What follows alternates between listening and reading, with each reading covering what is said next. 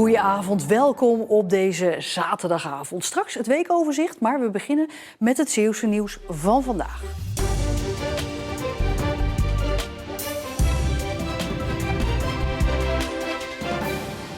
Wie vandaag de Grevelingen opging, moest zeker niet te hard varen en alles goed op orde hebben.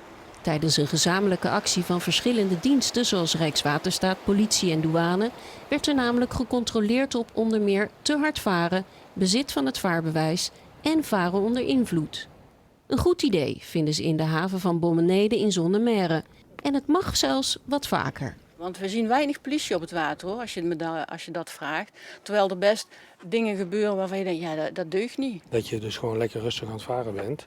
En dat er ineens eentje voorbij komt die een golf produceert van wel een meter hoog soms. Waardoor je een rare situatie krijgt. Daarnaast kennen veel mensen de regels op het water niet. En ook dat leidt meer dan eens tot ergernis en frustratie. Als een zeilboot hebben wij heel vaak voorrang op een motorboot. En als die mensen met die motorboot dat dan niet weten, dan geeft dat ergernis bij de zeilers. Het is wel eens onhandig, weet je wel. Wat gaat die dan weer doen? En zeker als je het in de gaten hebt, dat iemand niet precies weet wat hij moet doen. Ja, dan moet je daar ook weer op anticiperen. En ja, en hoe gaat dat dan, weet je wel? Vorig jaar zomer was er ook een grote controle. Toen werden er 34 bekeuringen uitgedeeld. 's werelds beste nieuwsfoto's zijn de komende 4 weken in Middelburg te vinden. In de Oostkerk staat voor de 3e keer de tentoonstelling van World Press Photo. En die foto's roepen emoties op bij de bezoekers. Ik ben zeer onder de indruk. En blij dat het niet allemaal oorlogsfoto's zijn. Maar nog steeds wel allemaal foto's met gevolgen van de oorlog. Er zijn geen vrolijke foto's bij. Dat je bij elk paneel wat je ziet wel weer eventjes stilstaat en denkt van, oh ja, dat is ook nog gebeurd. Het is niet om vrolijk van te worden, maar wel heel indrukwekkend. Je ziet het is een hoop ellende in de wereld en op alle borden komt het eigenlijk terug.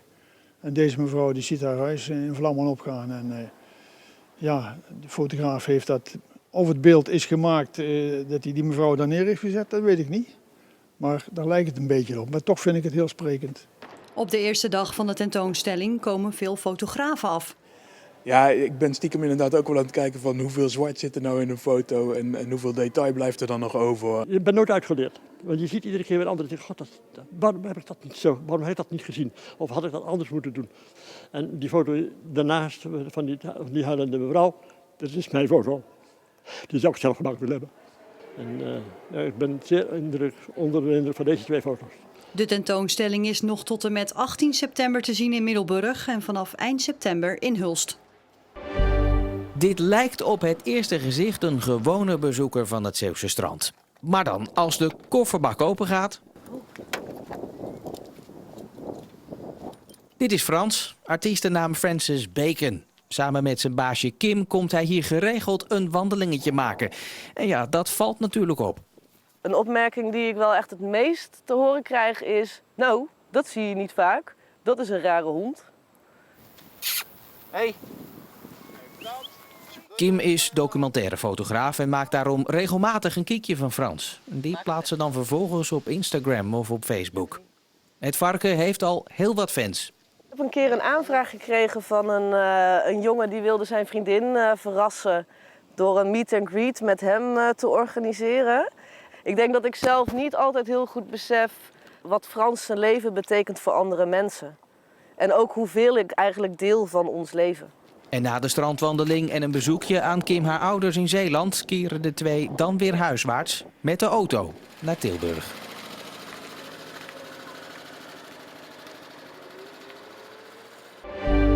...125 deelnemers zijn begonnen aan de oversteek van Vlissingen naar Breskens over de Westerschelde, zo'n 6 kilometer lang.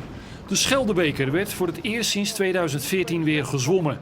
Zware omstandigheden en de hoge golven zorgen voor een loodzware wedstrijd waarin deze 4 zwemmers de kopgroep vormen. Klaas van Beek uit IJmuiden en de Zeeuwen Tristan Kloet uit Krabbedijken, Sam Bonte uit Burghaamstede en Tom van Gils uit Oost-Soeberg. En al snel is duidelijk dat de winnaar uit deze groep gaat komen. Van Beek plaatst dan in de laatste kilometers een beslissende demarrage. En de 34-jarige zwemmer uit IJmuiden gaat de opvolger worden van Wietse Berends uit Tilburg, de laatste winnaar. Van Beek heeft de afgelopen 6 weken volop getraind voor deze wedstrijd. Het is het hoofddoel voor de Noord-Hollander. En onder luid applaus finisht hij in een tijd van 1 uur en 17 minuten in Breskens. Een puikenprestatie van de winnaar Van Beek. Ik heb ervoor gestreden. Ik heb hem niet cadeau gekregen, maar het is gelukt. Kun je eens omschrijven wat dit voor gevoel is dat je als zwemmer die tocht mag maken en dat het scheepvaartverkeer voor jullie stil ligt? Ja, dat is wel uniek. Ik werk zelf in de haven van Amsterdam en die grote schepen die stoppen voor niemand. En nou stoppen ze voor ons, dus dat is wel uniek. Sam Bonte uit Burghaamstede komt op 55 seconden achterstand als tweede over de finish en hij wint de strijd om de tweede plek van zijn zwemmaatje Tristan Kloet. De vrouwenwedstrijd krijgt een verrassende winnaar. Kirsten Walraven uit Oost-Soebrug wint met een voorsprong van meer dan 2 minuten op Simone de Rijke uit Hulst en de uit Capelle afkomstige Manon Kloosterman.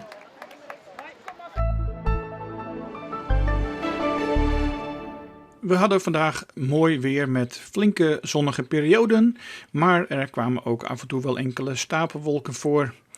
En soms zagen die stapelwolken er ook wel even dreigend uit, maar tot buien is het nergens gekomen.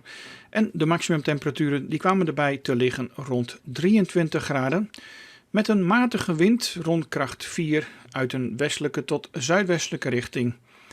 Vanavond is het zonnig en vannacht zijn er opklaringen. Ontstaat wat nevel of lokaal een enkele mistbank bij minimumtemperaturen tussen 12 en 16 graden. Ook morgen wordt het vrij zonnig met stapelwolken en zon. En misschien dat er later in de dag een enkele bui ontstaat. En dat zal waarschijnlijk zijn op Tolen of in het oosten van Zuid-Beveland of Zeeuws-Vlaanderen. De maximumtemperatuur komt morgen te liggen tussen 23 en 25 graden. En de wind is opnieuw matig uit een westelijke richting. Volgende week zien we de temperaturen geleidelijk verder oplopen naar 24 tot 26 graden. Vooral maandagavond en in de nacht naar dinsdag en dinsdagochtend is er kans op buien met onweer. En tot zover het nieuws van deze zaterdag. Zometeen het weekoverzicht met boeren, vogelgriep, rescue, maar ook Russische roulette.